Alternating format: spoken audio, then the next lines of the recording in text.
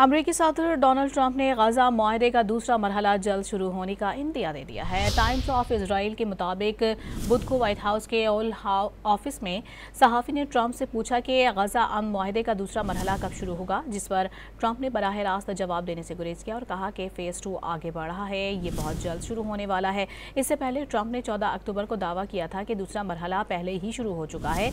दूसरी जानिब अल अरबिया ने अपनी रिपोर्ट में अमरीकी हुक्काम के हवाले से बताया है कि ट्रंप क्रिसमस से कबल अमन अमल के दूसरे मरहले में जाने का ऐलान कर सकते हैं।